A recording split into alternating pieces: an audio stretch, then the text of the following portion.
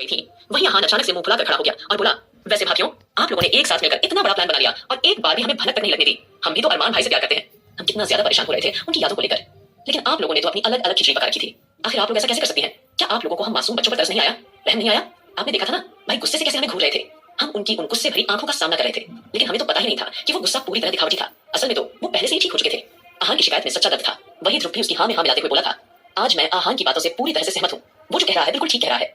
वही आकाश, सुमित की भी आंखों में ढेर सारी शिकायतें मौजूद थी, लेकिन खुलकर अरमान के सामने कोई कुछ बोल नहीं पा रहा था। फिलहाल उसी वक्त अविनाश आगे बढ़ा। उसने अरमान के कंधे पर हाथ रखा और कहा, वैसे मानना पड़ेगा तुम हर तरह से लायक और काबिल हो, समझदार भी हो, लेकिन इन सब चक्करों में मेरी गोरी बहुत रोई है। मेरी गोरी की आंखों में इस तरह आंसू नहीं आने चाहिए थे। आगे से चाहे कैसी भी परिस्थिति हो, लेकिन मेरी गोरी की आंखों में आंसू नहीं होने चाहिए। जैसे ही अविनाश ने आस्था की हालत को याद करते हुए फिक्रमंद होकर ये बात कही, अरमान की नजरें फिर से आस्था पर टिक गई। उसने उसे गहरी पश्चाताप भरी आंखों से देखना शुरू कर दिया।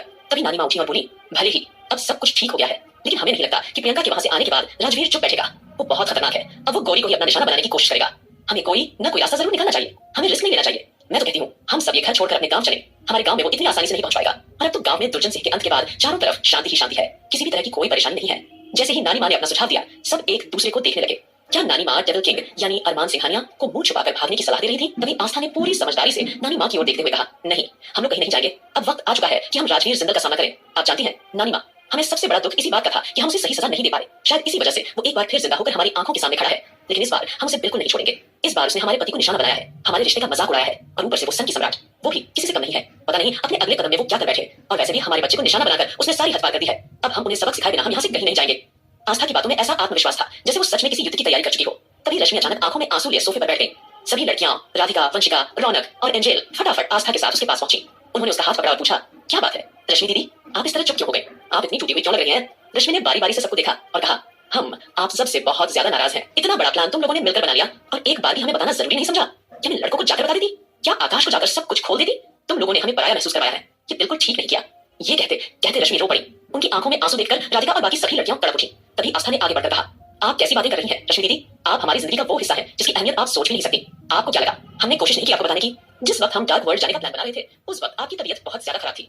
राधिका दीदी आपके कमरे में गई थी आपको बताने के लिए, लेकिन उस वक्त आप सो रही थी। आकाश भैया ने खुद उन्हें मना कर दिया था कि आपको सोने दिया जाए। आप ही बताइए, इस हालत में हम आपको कैसे शामिल करते? अभी आपका पूरा टाइम चल रहा है, किसी भी पल आप खुशखबरी दे सकती हैं। इस सिचुएशन में हम आपको बिल्कुल भी टेंशन नहीं देना चाहते थे। हम सिर्फ और सिर्फ आपको हर तनाव से दूर रखना चाहते थे, इसलिए सब कुछ छुपाया। हॉल में फिर से खामोशी छा गई, लेकिन इस बार उस खामोशी में शिकायत से ज्यादा अपनापन था। जैसे ही आस्था ने मासूमियत से सारी बातें रश्मि को समझाई, रश्मि का गुस्सा एक पल में ही गायब हो गया। वो जानती थी कि सबने सिर्फ उनकी फिक्र की वजह से ही उन्हें कुछ नहीं बताया, वरना सब उनसे कितना मान सम्मान और प्यार करते हैं, ये बात किसी से छुपी नहीं थी। तभी रौनक जल्दी से बोली, अरे रश्मि दीदी, आपको पता है अगर आप नहीं थी तो आपकी कमी मैंने डबल डबल काम करके पूरी की है। आप जानती हैं, जब वो ब्लैक डेविल आस्था की तरफ बढ़ने वाला था तो मैंने उसके खाने में ऐसी दवा मिला दी थी कि वो वहीं बेहोश होकर गिर पड़ा। आप नहीं थी तो आपके हिस्से का काम भी मैंने कर दिया, तो आपको परेशान होने की कोई जरूरत नहीं है।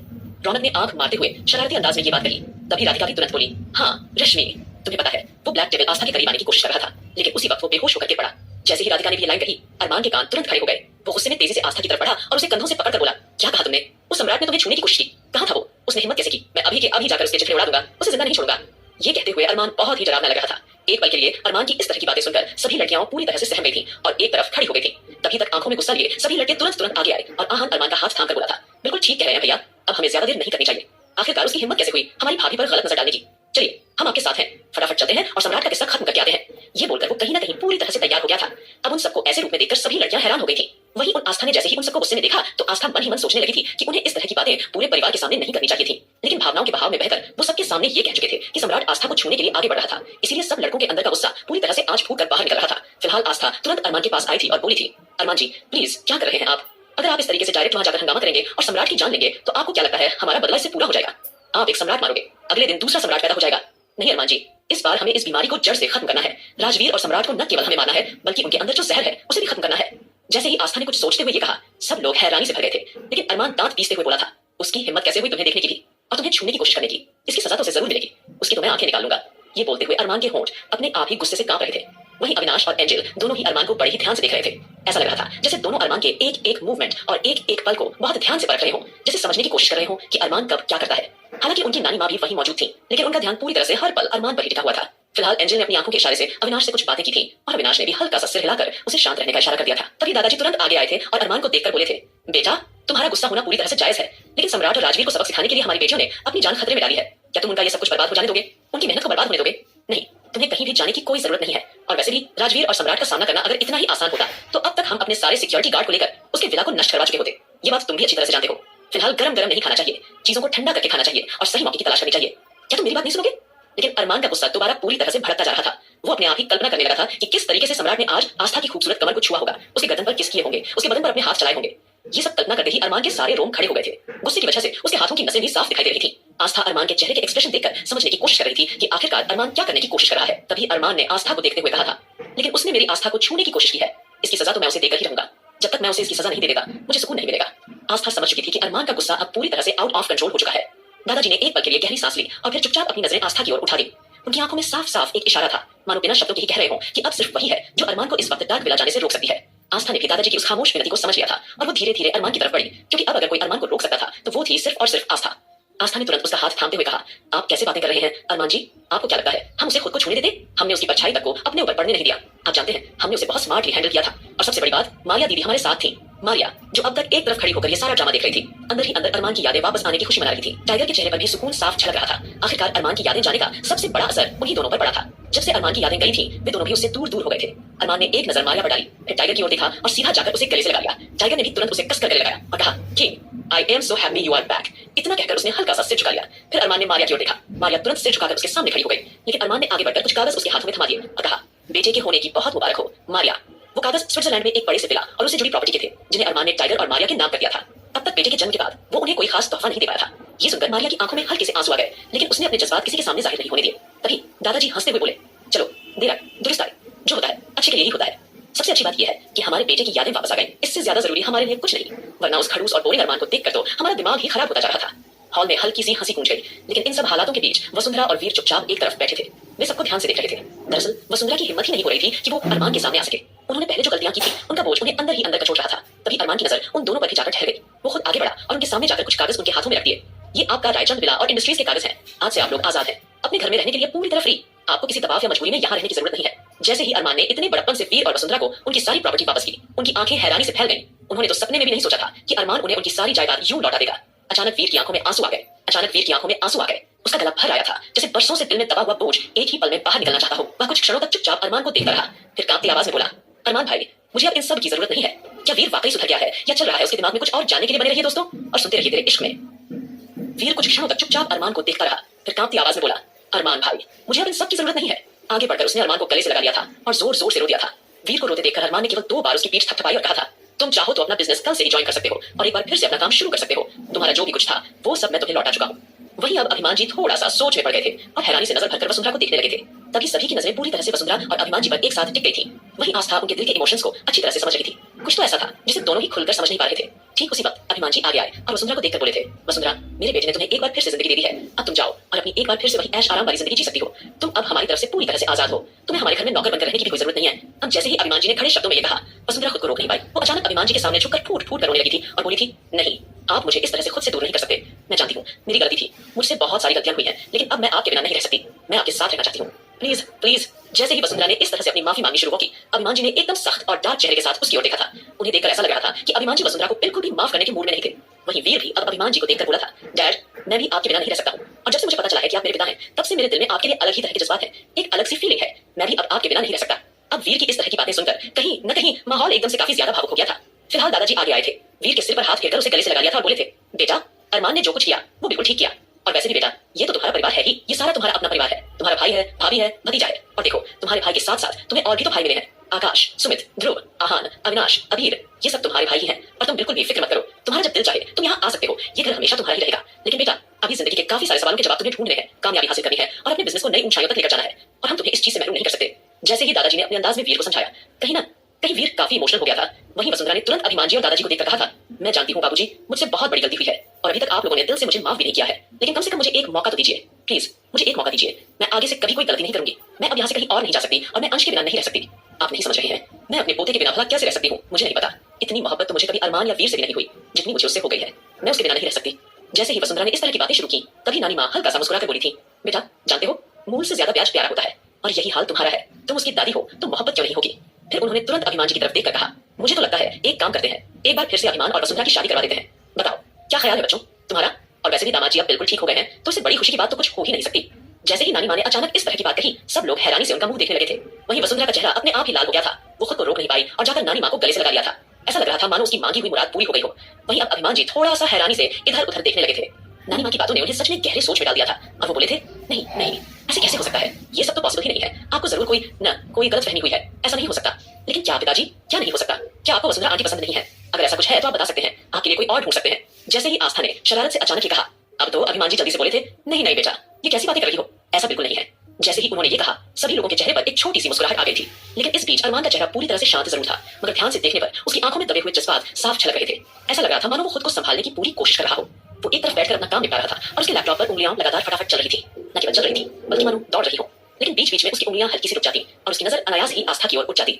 उसकी आंखों में एक पल के लिए दर्द, उलझन और गुस्से की हल्की सी झलक दिखाई देती, जिसे वो अगले ही पल फिर से अपने काम में खोकर छिपा लेता। वहीं आस्था की बातों ने वहां मौजूद सभी लोगों के दिल और दिमाग में गहरी हलचल पैदा कर दी थी और सभी को आइडिया मिल गया हो वसुंधरा और अभिमान को एक करने का।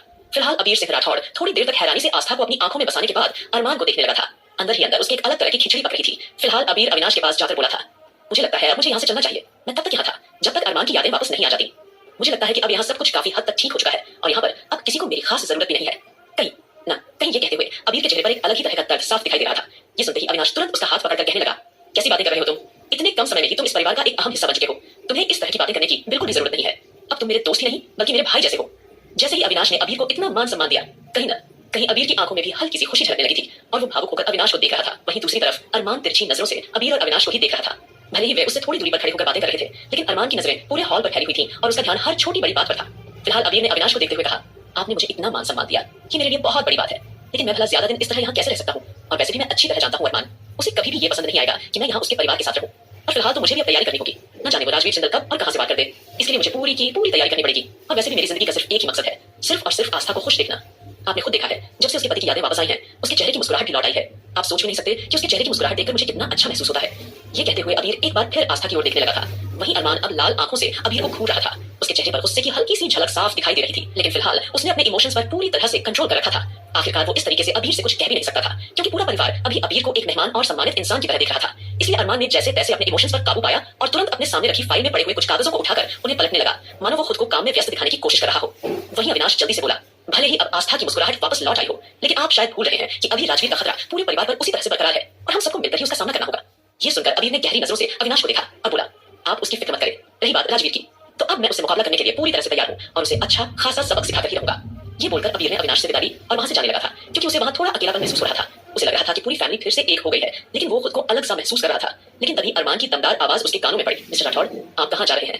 अबीर के कदम जो दरवाजे की तरफ बढ़ रहे थे तुरंत रुक गए। वो हैरानी भरी नजरों से अरमान को देखने लगा। अरमान की आवाज सुनते ही बाकी सब लोग भी चुप हो गए। जो अभी तक आपस में खड़े होकर वसुंधरा और अभिमान जी के बारे में बातें कर रहे थे, वे भी एक साथ मुड़कर अरमान और अबीर की ओर देखने लगे थे। कहीं आस्था के मन में भी हल्का सा डर बैठ गया था। उसे समझ नहीं आ रहा था कि न जाने अरमान अब अबीर को देखकर क्या कहेगा। उसे ये भी डर था कि कहीं अरमान गुस्से में आकर उसे कोई उल्टी सीधी बात न सुना दे। आखिरकार अरमान की यादें अब पूरी तरह से लौट आई थी और वो अबीर को बिल्कुल भी पसंद नहीं करता। ये बात न तो आस्था से छुपी थी और न ही परिवार के किसी और सदस्य से। इसलिए उस पल कमरे का माहौल अचानक से थोड़ा भारी और तनाव भरा हो गया था और हर कोई चुपचाप अरमान की अगली बात सुनने का इंतजार करने लगा। तभी अरमान ने अबीर की तरफ देखकर कहा था, आपको कहीं जाने की कोई जरूरत नहीं है। आपने मेरे परिवार के लिए इतना कुछ किया है, तो बदले में आप अपना गिफ्ट और सामान तो लेकर जाइए। ये सुनकर अबीर हैरानी से भर गया और बोला, गिफ्ट? कौन सा गिफ्ट? और वैसे भी मेरा कौन सा सामान है तुम्हारे पास? अरमान? तभी अरमान सीधा अबीर के सामने जाकर खड़ा हो गया और उसने अबीर की वो सारी प्रॉपर्टी जो राजवीर जिंदल ने धोखे से हड़प ली थी, उसके असली कागजों के साथ वापस अबीर के हाथों में थमा दी। अपनी प्रॉपर्टी के कागज देखकर अबीर दंग रह गया और बोला, लेकिन तुमने ये सब कुछ राजवीर से कैसे हासिल किया? तभी अरमान हल्की सी मुस्कुराहट के साथ बोला, वो तुम्हारा सोचने का काम नहीं है। अबीर अभी भी हैरानी में था, लेकिन तभी आगे बढ़कर अरमान ने उसे गले से लगा लिया। ये दृश्य देखकर हॉल में मौजूद हर शख्स कुछ पल के लिए हक्का बक्का रह गया। अरमान ने अबीर के कानों में धीरे से कहा, मेरी बीवी से दूर रहना। खबरदार, अगर तुमने उसे बटरफ्लाई बोलने की कोशिश की तो इस घर में आ सकते हो, लेकिन मेरी बीवी से दूरी बनाकर रखना। जैसे ही अरमान ने गहरे अंदाज में ये कहा, अबीर के हाथों में हल्की सी ठंडक दौड़ गई, लेकिन अगले ही पल वो हल्की सी मुस्कान के साथ अरमान के कानों में बोला, क्या तुम्हें अभी भी डर है कि तुम्हारी बीवी कहीं तुम्हें छोड़कर मेरे हैंडसम चेहरे पर न मर मिटे या मेरे जान के चक्कर में आ जाए? इसीलिए तो तुमने मेरी प्रॉपर्टी मुझे वापस की है, ताकि मैं यहाँ से चला जाऊं। लेकिन तुम्हारी जानकारी के लिए बता दूं मिस्टर, जब तक मुझे लगेगा कि मेरा कोई चांस है, मैं तुम्हारी बीवी पर लाइन मारना नहीं छोड़ूंगा। ये बोलकर अबीर मुस्कुराते हुए तुरंत हॉल से बाहर चला गया। वहीं आस्था हैरानी से अरमान के एक्सप्रेशन देख रही थी। वो सोच रही थी कि इस वक्त उन दोनों के बीच आखिर क्या बातें हुई होंगी। तभी नानी माँ कुछ कहने ही वाली थी कि अचानक लैब रूम की तरफ से प्रियंका की चीखने की आवाजें आने लगी। जैसे ही ये आवाज गूंजी, सबके होश उड़ गए। काफी रात हो चुकी थी, लेकिन बातों में इतने मग्न थे कि किसी ने समय का ध्यान ही नहीं दिया। वंशिका ने जल्दी से अपने सिर पर हाथ मारते हुए कहा, ओह शिट, इन सब बातों में पहले ही 2 घंटे से ज्यादा हो चुके हैं। प्रियंका को इंजेक्शन दिए हुए भी काफी समय हो गया है। हमें तुरंत जाकर देखना चाहिए, कहीं वो खुद को नुकसान न पहुंचा ले। ये सोचकर सब लोग फटाफट लैब रूम में पहुंच गए। वहां का दृश्य देखकर सब सन्न रह गए। प्रियंका पूरी तरह से कांप रही थी और बेहद अजीब सा बिहेव कर रही थी। वो बार बार चिल्ला रही थी, मुझे मत छुओ, मुझे मत छुओ, छोड़ दो मुझे, छोड़ दो। प्रियंका को इस हालत में देखकर आस्था तुरंत आगे बढ़ी और उसे संभालने की कोशिश की। प्रियंका दीदी, शांत हो जाइए, सब ठीक है। प्लीज शांत हो जाइए। लेकिन प्रियंका बुरी तरह से रोने लगी और चिल्लाकर बोली, छोड़ दो मुझे, मुझे जाने दो। उसने उसने मुझे यहाँ छुआ है, मैं गंदी हो गई हूँ। इस तरह की बातें सुनकर प्रियंका पूरी तरह से हिस्ट्रिकल हो चुकी थी। नानी माँ की आंखें ये सब देखकर भर आई थी। हॉल का माहौल जो कुछ देर पहले तक हल्का और खुशियों से भरा था, अब एक बार फिर भारी और डरावना हो चुका था। नानी माँ की आंखें ये सब देखकर भर आई थी। हॉल का माहौल जो कुछ देर पहले तक हल्का और खुशियों से भरा था, अब एक बार फिर भारी और डरावना हो चुका था। और वो अभी अपने बेटे बहू को भी इस बारे में नहीं बता सकते थे, क्योंकि दोनों ही पूरी तरह से परेशान हो जाएंगे, क्योंकि अभी तक उन्हें कंफर्म नहीं हो रहा था कि उनकी बेटी आखिरकार है तो है कहाँ। काफी दिनों से प्रियंका से उनकी कोई बात नहीं हुई थी। उन्हें लगा था कि प्रियंका शायद घूमने फिरने में उनसे बात नहीं कर रही है, लेकिन जब उन्हें पता चलेगा कि आखिर उनकी बेटी पर क्या मुसीबत टूट पड़ी है, तो न जाने उनके दिल पर क्या बीतेगी। नानी माँ को बड़ा ही बुरा लग रहा था। उन्हें समझ नहीं आ रहा था कि वो करें तो करें क्या। वहीं वंशिका ने प्रियंका को तुरंत होश में लाने के लिए एक बार फिर से इंजेक्शन दिया, जिससे प्रियंका थोड़ा सा शांत होने लगी थी। तभी आस्था वंशिका को देखकर बोली थी, क्या बात है वंशिका, ये प्रियंका दीदी इस तरह से बिहेव क्यों कर रही थी, कहीं एंटीडोट का गलत असर तो नहीं हुआ है। तभी वंशिका बोली थी, ऐसा कुछ नहीं है और you don't need to worry. Antidote ने पूरा और फुल तरीके से असर कर दिया है और मुझे लग रहा है कि प्रियंका की यादें भी लौट आई हैं। तुमने देखा नहीं वो किस तरह से पहले की तरह बिहेव कर रही थी। शायद याद आने के बाद राजवीर ने जिस तरह से उसके साथ किया था, वो सब कुछ उसे याद आ रहा है। इसी वजह से वो इस तरह से पैनिक कर रही थी। अब ये सुनकर कहीं ना कहीं सभी की आंखों में राजवीर के लिए गुस्सा और नफरत साफ नजर आ रहे थे। लेकिन फिलहाल तभी एक बार फिर से बच्चों के रोने की आवाज सुनाई देने लगी थी। तब तक नानी माँ ने मारिया और टाइगर को भी उनके बच्चे के साथ आराम करने के लिए भेज दिया था और रौनक को देखकर बोली थी, रौनक बेटा, बच्चे बहुत छोटे हैं, तुम बहुत देर से उनसे दूर हो, अब जाओ जाकर बच्चों को संभालो। ये बोलकर उन्होंने रौनक को भी वहां से भेज दिया था और आस्था को बहुत समझाया कि वो भी अपने रूम में जाकर आराम करे। इतने बड़े भाग दौड़ के बाद वो थक गई थी। प्रियंका के साथ वो रात में रुक जाएंगी, लेकिन आस्था ने नानी माँ को देखते हुए कहा, नहीं नानी माँ, आपको यहाँ नहीं रुकना चाहिए, क्योंकि पता नहीं प्रियंका अभी किस तरह का बिहेव कर सकती है। तभी वंशिका बोली, आप फिक्र ना करें, अभी मैंने उसे ऐसा इंजेक्शन दिया है कि वो अगली सुबह ही उठेगी, उसे आप शांति से सोने दीजिए। तब तक मैं यहाँ पर नर्स छोड़ देती हूँ, नर्स उसका ध्यान रखेगी। आपको भी इस वक्त आराम की सख्त जरूरत है नानी माँ, आखिरकार आपका बूढ़ा शरीर पूरी रात इस तरह से यहाँ बैठकर नहीं गुजार सकता। लेकिन नानी माँ ने आस्था से कहा था, मैं अच्छी तरह से जानती हूँ कि तुम मेरी कितनी ज्यादा फिक्र कर रही हो, लेकिन तुम तो जानती ही हो ना, प्रियंका के लिए मैंने कभी कुछ खास नहीं किया है। सच बताऊं तो उसके साथ कभी समय बिताने का मौका ही नहीं मिला, और अब अगर कान्हा जी ने हमें ये मौका दिया है तो मैं उसे गंवाना नहीं चाहती। इस वक्त प्रियंका को हमारी बेहद जरूरत है, और वैसे भी वंशिका बेटी ने बताया तो है कि वो पूरी रात आराम से सोती रहेगी, तो तुम बिल्कुल भी फिक्र मत करो। बराबर वाला पेट है ना, हम भी यही सो जाएंगे, काफी चौड़ा है, आराम से खुल जाता है, इसलिए तुम हमारी फिक्र बिल्कुल भी मत करो। जाओ जाकर बच्चों को संभालो, तुम लोग आज काफी थक गई हो, इतना बड़ा काम किया है, ऊपर से आज का दिन भी काफी बड़ा था, और दामाद जी की भी यादें लौट आई है। उसके बाद तो तुम्हें उनके साथ ज्यादा से ज्यादा वक्त गुजारना चाहिए। तुम समझ रही हो ना बेटा हमारी बात। ये सब कहते हुए उन्होंने आस्था को पूरी तरह से समझाया था। नानी माँ की बात सुनकर आस्था ने भारी मन से उनका हाथ थाम लिया और बोली, आप मुझसे वादा कीजिए कि आप अपना पूरा ख्याल रखेंगे। तब नानी माँ ने दोबारा अपनी पलकें झपकाई थी। तभी दादाजी भी एक बार फिर वहां आ गए और बोले, बहन जी मैं यहाँ रुक जाता हूँ, आप जाकर आराम कर लीजिए। लेकिन नानी माँ ने हल्की सी मुस्कुराहट के साथ कहा, भाई साहब आपका बहुत बहुत शुक्रिया, लेकिन हम यहीं रुकेंगे फिलहाल। नानी माँ ने दादाजी को भी समझाया और आराम करने के लिए भेज दिया, और सब लोग अगले दिन क्या करने वाले थे इसी हिसाब से अपने अपने कमरे में चले गए। वही आस्था जैसे ही कमरे में गई, उसने देखा अरमान के कंधे से लगा हुआ अंश सो गया था। आस्था को देखकर अरमान ने उसको झूले पर लिटा दिया, और आस्था को अरमान ने तुरंत पकड़कर अपनी ओर खींच लिया।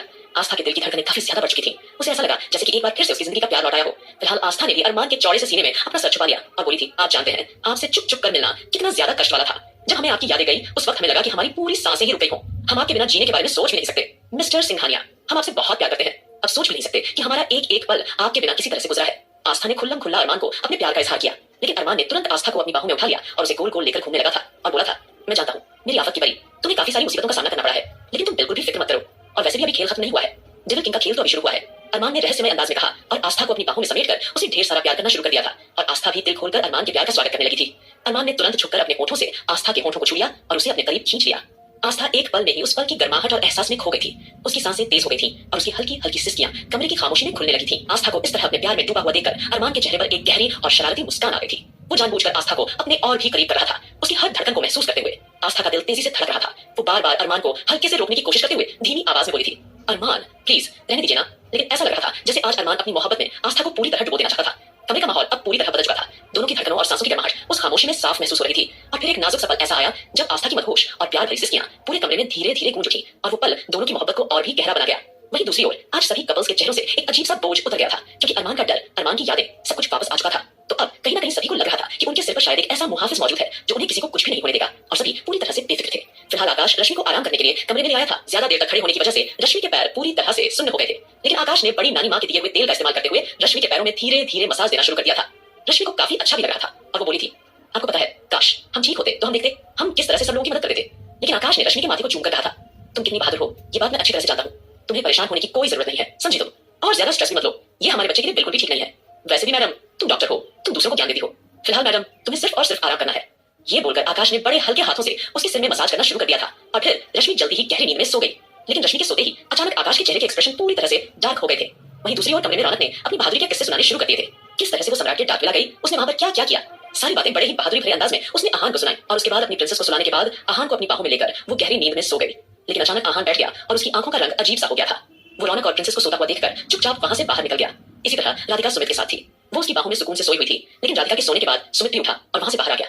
एक एक करके सभी कपल्स में से सभी लड़के वहां से निकलकर बाहर आ चुके थे और सीधे तहखाने में जमा हो गए थे। उनके साथ अविनाश भी मौजूद था। वो टाइगर और मारिया को सुलाने के बाद वहां आ गया था। आकाश, सुमित, ध्रुव, आहान, टाइगर और अविनाश इस वक्त सभी तहखाने में जमा थे, लेकिन अभी तक जिसका इंतजार था यानी कि अरमान सिंघानिया, वो वहां नहीं आया था। वो सभी इस बात से बेखबर थे कि अरमान सिंघानिया तो इस वक्त अपनी खूबसूरत बीवी की जुल्फों में पूरी तरह से खोया हुआ था और उसे दिल खोलकर प्यार कर रहा था।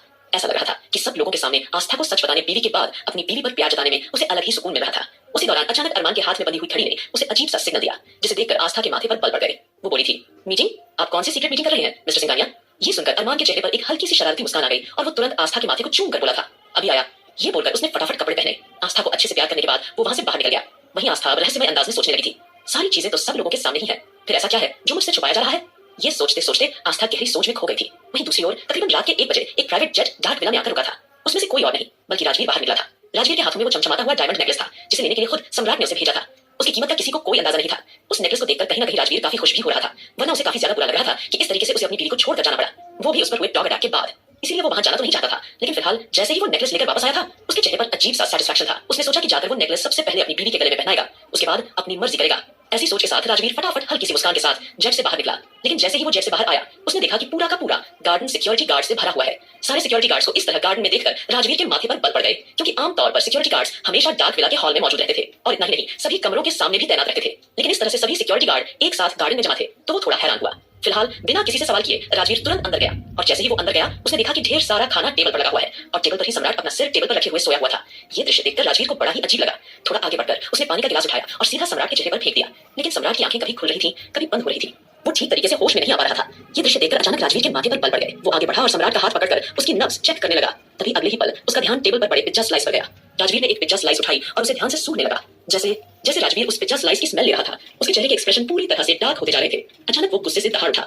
सिक्योरिटी, सभी के सभी सिक्योरिटी गार्ड वहां जमा हो गए। राजवीर उन सबको घूरते हुए बोला, क्या हुआ है यहाँ पर? कौन आया था घर पर? जैसे ही सिक्योरिटी से राजवीर ने यह सवाल किया, सभी एक दूसरे की ओर देखने लगे, क्योंकि सम्राट ने उन्हें साफ साफ कहा था कि घर पर आज कौन मेहमान आ रहा है, इसके बारे में राजवीर को कुछ नहीं बताया जाएगा। इसलिए अब वे सब उलझन में थे कि राजवीर को सच बताएं या नहीं। लेकिन अचानक राजवीर के दिमाग में कुछ क्लिक हुआ और अगले ही पल वो तेजी से अपने कमरे की ओर दौड़ पड़ा। कमरे में जाकर जैसे ही उसने देखा कि उसकी बीवी वहां नहीं है, अब तो राजवीर का दिमाग सचमुच फटने को तैयार हो गया था। क्या होगा जब राजवीर को उसकी बनाई हुई बीवी, जिसे उसने अपनी मरी हुई बीवी नैना की शक्ल दी थी, अब वो नहीं दिखेगी, तब क्या होगा? जानने के लिए बने रहिए दोस्तों और सुनते रहिए देश में ओनली ऑन पॉकेट एफएम पर। हेलो लिसनर्स, पॉकेट एफएम लाया है आपके लिए एक्स्ट्रा वैल्यू कॉइन पैक्स पर। कमरे में जाकर जैसे ही उसने देखा कि उसकी बीवी वहां नहीं है, अब तो राजवीर का दिमाग सचमुच फटने को तैयार हो गया था। अचानक से अपने कानों पर हाथ रखकर वो जोरों से चिल्लाया था और गुस्से से सम्राट को देखने लगा था। उसके दिमाग में लगातार ये ही चल रहा था कि आखिर ये क्या हुआ होगा। तभी राजवीर सीधा अपनी लैब में गया और वहां जाकर फटाफट कुछ अजीब से तरल पदार्थों को अलग अलग रंग के केमिकल्स के साथ मिलाकर उसने एक इंजेक्शन तैयार किया और सीधा आकर सम्राट की बॉडी में बड़ी बेरहमी से इंजेक्ट कर दिया। अचानक राजवीर के इंजेक्शन देने के कुछ ही मिनट बाद सम्राट पूरी तरह से उठकर खड़ा हो गया। उसका सिर अभी भी पूरी तरह से घूम रहा था, सिर बेहद भारी लग रहा था, लेकिन सामने खड़े राजवीर को वो हैरानी से देखने लगा। तभी अचानक उसके दिमाग में आस्था का ख्याल आया और उसने आसपास अच्छी तरह से देखना शुरू किया, लेकिन न तो वहां आस्था थी और न ही वहां कोई और लड़की थी। ये देखकर सम्राट के माथे पर बल पड़ गए। उधर राजवीर लाल आंखों से सम्राट को घूर रहा था और तभी राजवीर सम्राट के पास से गुजरते हुए गुर्राकर बोला था, कौन आया था ये सुनकर सम्राट को हैरानी हुई। वो तो अभी भी समझने की कोशिश कर रहा था कि आखिर उसके साथ हुआ क्या था। उसे याद आया कि आखिरी बार वो आस्था के साथ बैठा हुआ था। इनफैक्ट वो आस्था को छूने की भी कोशिश कर रहा था, लेकिन अचानक ही उसे नींद आ गई थी। सम्राट को खुद पर ही अजीब लग रहा था कि भला वो इस तरह से कैसे सो सकता है। ड्रग्स के असर की वजह से उसे ये भी याद नहीं था कि वहां असल में हुआ क्या था।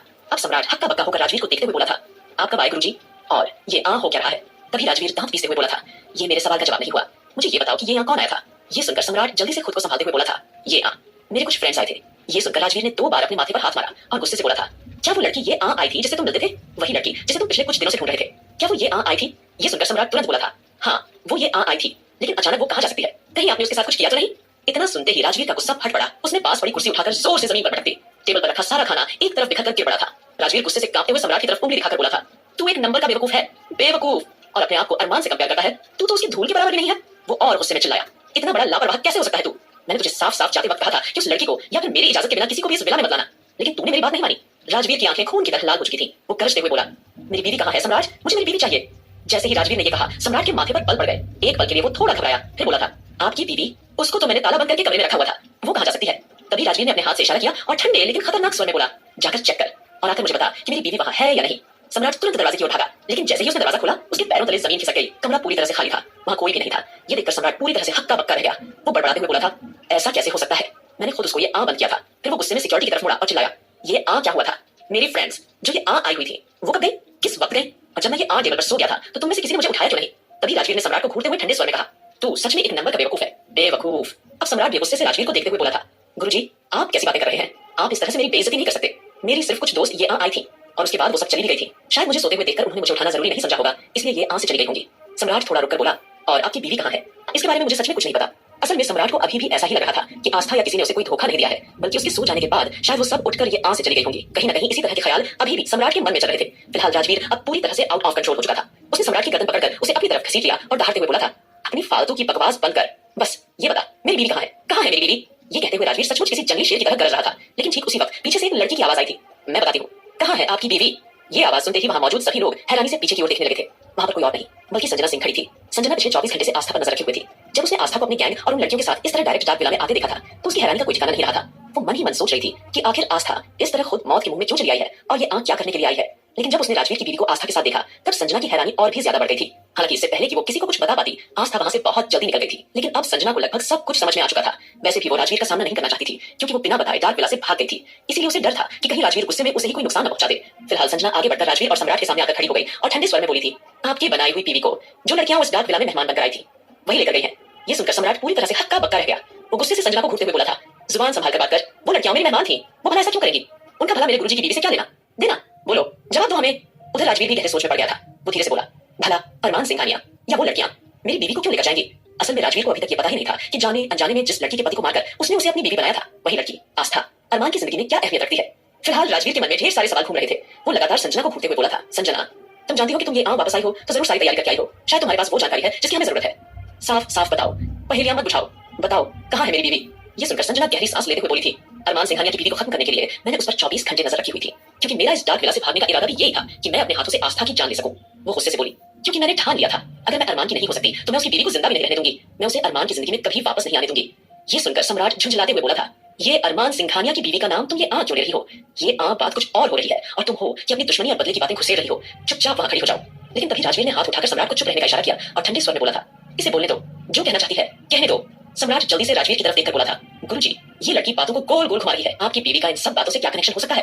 तभी संजना ने एक गहरी सांस ली और सीधे राजवीर की आंखों में देखते हुए बोली, मैंने खुद देखा है अरमान सिंघानिया की बीवी को, आपकी बीवी को ये से ले जाते हुए। संजना के ये शब्द सुनते ही वहां सन्नाटा छा गया और जब उसने दोबारा ठंडे लेकिन साफ शब्दों में कहा, हाँ मैंने अपनी आंखों से देखा है अरमान सिंघानिया की बीवी आपकी बीवी को ये से लेकर जा रही थी। तो ये सुनकर सम्राट की आंखें हैरानी से पूरी तरह फैल गई और वो कुछ पल के लिए बिल्कुल चुप रह गया। ऐसा लग रहा था मानो कि सम्राट अपने आप को यकीन दिलाने की कोशिश कर रहा हो कि आखिरकार वहां चल क्या रहा है। वहीं दूसरी ओर अरमान के जाने के बाद आस्था बेसब्री से उसके आने का इंतजार कर रही थी।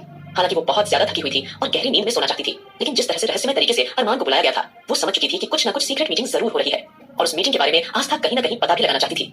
आस्था समझ चुकी थी कि अगर अरमान वापस आया है अपनी यादों के साथ और सबके सामने खुलकर आ गया है तो वो जरूर कोई बड़ा कदम उठाएगा और न जाने उसका वो बड़ा कदम कितने लोगों की जान से होकर गुजरेगा। आस्था चाहती थी कि आज सम्राट और राजवीर को सजा जरूर मिले, लेकिन अरमान के हाथों से कोई खून ना हो। आस्था का दिल और दिमाग इस वक्त बड़े ही जोरों से चल रहा था। उसका दिल कर रहा था कि एक बार जाकर सबसे पहले प्रियंका को देखकर आए। इसलिए आस्था अब फटाफट उठी। उसने अच्छे से अपने आप को क्लीन किया और कपड़े पहनकर सीधे प्रियंका को देखने के लिए चली गई थी। और जैसे ही वो वहां गई उसने देखा कि प्रियंका पहले ही गहरी नींद में सोई हुई है। तब आस्था ने सुकून की सांस ली। नानी माँ भी पास ही सोई हुई थी और प्रियंका भी आराम से सो रही थी। एक पल के लिए आस्था की नजरें उस प्रियंका पर जाकर ठहर गई थी जिसे राजवीर ने प्रियंका को अपनी बीवी की शक्ल के रूप में दिखाया था। प्रियंका के चेहरे को देखते हुए आस्था बड़े ध्यान से सोचने लगी थी कि आखिरकार कौन हो सकती है ये बेचारी लड़की जिसकी शक्ल राजवीर ने प्रियंका दीदी को दी है और जिसे वो अपनी बीवी कहा करता है। आखिर इतनी खूबसूरत लड़की राजवीर जैसे इंसान की जिंदगी में कैसे आ गई थी? एक पल के लिए आस्था का दिमाग जोरों से घूमने लगा था, लेकिन फिलहाल उसने सोचा कि अगर ज्यादा देर वो ये खड़ी रही तो नानी माँ या फिर प्रियंका दीदी की नींद खुल सकती है। लेकिन उसके मन में एक हल्का सा सवाल जरूर आ चुका था कि आखिर ऐसा क्या हुआ होगा कि राजवीर जैसे इंसान से नैना यानी कि जो उसकी असली बीवी थी उसने शादी की थी और प्रियंका में उसकी वही शक्ल जो बेहद खूबसूरत थी। फिलहाल ये सब सोचते हुए आस्था सीधा वापस अपने कमरे में आ गई थी। अब वो तहखाने में जाकर अरमान को डिस्टर्ब नहीं करना चाहती थी। वो अच्छी तरह से जानती थी कि अगर अरमान उसे बिना बताए तहखाने में गया है तो जरूर कोई बहुत ही इंपॉर्टेंट बात हो रही होगी। फिलहाल आस्था आज जो कुछ भी हुआ था उसे एक बार फिर याद करने की कोशिश करने लगी थी। जिस तरीके से आज वो सम्राट के विला में गई थी और सम्राट को सामने देखने के बाद भी उसने उसकी जान नहीं ली। आस्था मन ही मन सोच रही थी, उसने हमारे प्यारे बच्चे को खत्म करने की कोशिश की थी, ऊपर से वो हम पर ही इल्जाम लगाता है। उसे सम्राट की सजा अपने हाथों से ही देनी होगी। पता नहीं अरमान जी उसके साथ क्या करेंगे, लेकिन मैंने ठान लिया है इतनी आसानी से तो सम्राट को मैं बिल्कुल भी नहीं छोड़ूंगी, बिल्कुल भी नहीं। ये सब सोचते हुए आस्था के चेहरे के हाव भाव बेहद डार्क हो गए थे। साथ ही साथ वो ये भी समझ चुकी थी कि अब सम्राट के सामने उसका सच आ चुका होगा और उसे पता चल चुका होगा कि असल में वो कोई मासूम कोलाज गर्ल नहीं है बल्कि आस्था अरमान सिंघानिया है और उसके सबसे बड़े दुश्मन की बीवी है। न जाने अब तक सम्राट ने क्या तूफान मचा दिया होगा। आस्था का ध्यान पूरी तरह से सम्राट की तरफ ही चला गया था। वहीं दूसरी ओर सम्राट अपने उड़े हुए रंग के साथ पूरी तरह से हक्का बक्का होकर सजना की सारी बातें सुन रहा था। ऐसा लग रहा था मानो वो खुद को यकीन दिलाने की कोशिश कर रहा हो कि सजना जो कुछ भी कह रही है ये सच है। डार्क विला में तो खुद वही आस्था को बाहर लेकर आया था। आस्था के किसी भी मूवमेंट से उसे ये नहीं लगा था कि वो उसे धोखा दे रही है। उसने तो खुद उसे अपना घर दिखाया था तभी अचानक सम्राट के दिमाग में आया कि जिस तरह से आज आस्था कमरे में ताला लगा हुआ देखकर उसी जगह रुक गई थी। उसके माथे से पसीना निकल रहा था। ये सोचते ही सम्राट ने अपने हाथों की मुट्ठियों को कसकर बंद कर लिया था। इस वक्त उसका चेहरा बेहद भयानक लग रहा था। एक पल के लिए सम्राट का चेहरा देखकर सजना पूरी तरह से डर गई थी और सोचने लगी थी कि कहीं सच के बदले ये सबकी पूरी तरह से खबर ही न ले ले। लेकिन सम्राट अभी भी खड़ी से खड़ी जोड़ने की कोशिश कर रहा था और डार्क चेहरे के साथ वहीं खड़ा होकर सारी चीजों पर गौर कर रहा था। आगे की स्टोरी